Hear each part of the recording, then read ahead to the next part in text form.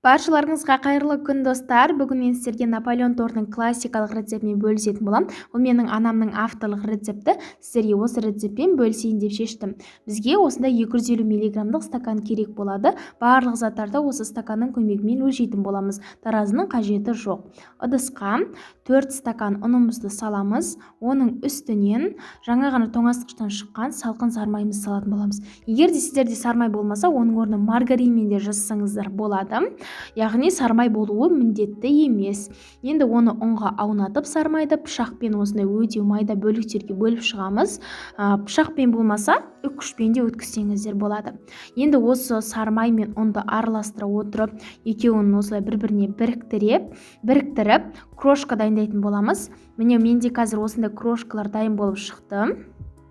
Осындай қазақша айтқан кезде үгітілмелі қамыр дайындайтын боламыз. Енді менде бағанағы осы стаканға 9% сірке суын құямыз. Бір ас қасық 9% сірке суын қосамыз. Оның үстіне бір жұмыртқаны жарып саламыз. Енді екеуін шықаншықымен араластырып шығатын боламыз. Сірке су міндетті түрде қосыңыздар, сол кезде осы Наполеон тортының корждары орысша айтқанда хрустящий болып шығады. Енді оның үстінен салқын суымызды құямыз. Қатты стаканды толтырып жібермеңіздер, мен байқамай осылай толтырып жіберіппін. Қатты толтырудың қажеті жоқ. Енді шаншқымен араластырып, шым-шым тұзымызды қосамыз. Енді крошканың ортаң жағын ашып, осы сұйық біздің дайындағанымызды ортаң жағына құйып, қамырымызды илейтін боламыз. Қамырды илейміз. Қамыр қолға жабыспайтын болып шығуы керек. Осылайша қамырымызды илейміз. Мен ыңғайлы болу үшін үстелдің үстіне осы қамырлардың барлығын төгіп, осылай қолмен жақсылап тұрып қамыр илеген болатынмын. Егер де тағы да ұн қажет болса, тағы да ұнды қоссаңыздар да болады. Қамыр иленді. Иленген қамырдың бетіне мен қазір шым-шым осындай ұнды сеуіп жіберемін. Мен осылай тақтайдың үстіне қамырды 4 бұрышты етіп жайып қойған болатынмын. Енді қазір біз бұны бірнеше бөліктерге бөлеміз. Мен Наполеон тортын шамамен бір 10 коржбен дайындағым келіп тұр. Сол себептен қазір пышақпен осылай қанша бөлікке бөлетінді белгілеп алдым. Енді осы қамырды 10 бөлікке бөлеміз. Енді қамырымызды ары қарай зуалалаймыз. Оның көмегімен ұнды сеуіп отырып, осылай қамырымыздың барлығын зуалап шығамыз.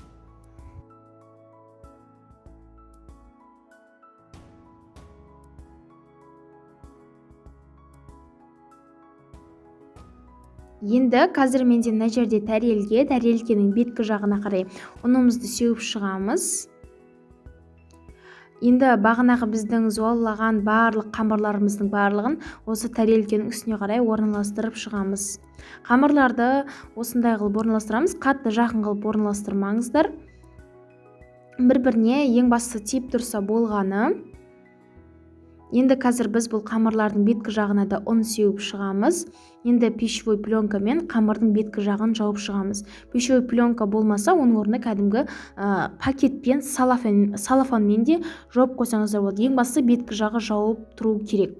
Енді қазір мен бұны морозильникке, яғни мұздатқышқа жарты сағаттай уақытқа салып қоятын боламын. Сіздер де солай жарты сағаттай уақытқа салып қойыңыздар. Сол кезде қамыр жаюға өте ыңғайлы болып тұрады. Міне жарты сағаттай уақыт өтті. Қамырымыз осындай болып тұр. Өте жақсы болып тұр. Жаюға өте ыңғайлы. Қатты мұздап кетпеген, жарты сағат уақытта қатты мұздап кетпейді қамыр. Енді астың жағына пергамент қағазын төсеп, осы қамырдың беткі жағына қарай ұнды сеуіп, оқтаудың көмегімен қамырымызды жайып шығатын боламыз. Қамыр міндетті түрде домалақ болып жайылуы міндетті емес. 4 бұрышты болып шықса да болады, қандай пішін болсын. Ең бастысы біз қазір бұл қамырды өзіміз домалақ пішінге келтіріп алатын боламыз. Қатты жұқа қылып жібермеңіздер. Табамызға қарай қазір орналастырдық. Астында пергамент қағазы тұр. Енді менде қазір осындай кальцоны 24 сантиметрлі етіп келтіріп алған болатынмын. Енді қамырдың ортаң жағына қарай қойып, қамырды 24 сантиметрге қарай келтіріп алдым. Егер де бұндай кальцо болмаса, кәдімгі тәрелке немесе бір қақпақпен, бір қазанның қақпағымен де домалақ пішінде етіп келтіріп алсаңыздар болады, өздеріңізге ыңғайлы етіп. Беткі жағын міндетті түрде шаншқымен басып шығамыз. Енді қызып тұрған пеште 180 градуста шамамен 4-5 минуттай уақыттай пісіріп алатын боламыз. Барлық корждарымызды осылайша пісіріп аламыз. Енді корждар піскен соң оның беткі жағына крем жағамыз. Менде қазір бұл заварной крем. Заварной кремнің жасалу рецепті менің YouTube каналымда бар. Описанияға ссылкасын қалдыра өтемін. Соған кіріп, басып, рецептін көрсеңіздер болады заварной кремнің. Енді осылайша корждардың барлығын қойып, беткі жағына кремді жағып шығамыз. Кремді аз қылып жақпаңыздар, өйткені сухой болып қалуы мүмкін торт. Кремді барынша молынан жағыңыздар торттың арасына корждарға.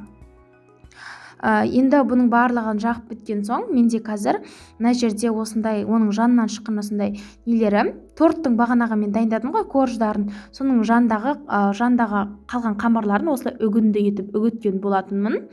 Енді дайын болған тортымыздың сыртына да осылай кремімізді жағып шығамыз.